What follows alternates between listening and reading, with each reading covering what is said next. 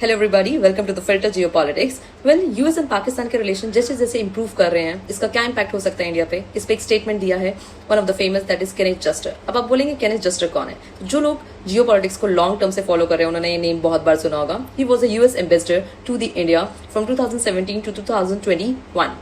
तो उन्होंने कुछ स्पीच दिया, अपनी स्पीच में ही मेंशन करते हैं, पहली पर तो स्टेटमेंट देते हैं दैट इंडिया की तारीफ करते हुए by saying that under the prime minister Modi the India is re emerging as a civilisation power. Civilisation power क्यों बोला गया? सिविलाइजेशन पावर उनको बोला जाता है जिनका एग्जिस्टेंस हजारों सालों से होता है। अगर हम कंपेयर करें यूएस से, तो यूएस का एग्जिस्टेंस 1000 साल का नहीं, 500 साल के अंदर आप देख सकते हैं, तो उसको सिविलाइजेशन पावर नहीं बोला जाएगा। दैट इज वाई उन्होंने इंडिया को सिविलाइजेशन पावर बोला, दैट टू री इमर्जिंग।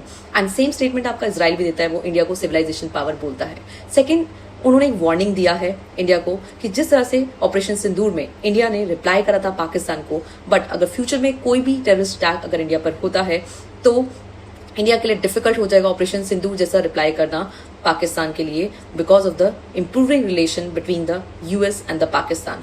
क्यों? क्योंकि यूएस एंड पाकिस्तान के रिलेशन इतने इंप्रूव हो जाएंगे, ये किसी ने भी एंटिसिपेट नहीं किया था। इवन पाकिस्तान ने अभी क्या है, कंप्लीटली अलाइन कर लिया खुद को यूएस के साथ। इवन हम देख सकते हैं पाकिस्तान अभी जो है वो पीस मेकिंग डील भी करवा रहा है between the Iran, Israel and the US war के लिए। तो इससे भी कहीं ना कहीं दिखता है कि यूएस का इंक्लिनेशन कितना पाकिस्तान की तरफ है।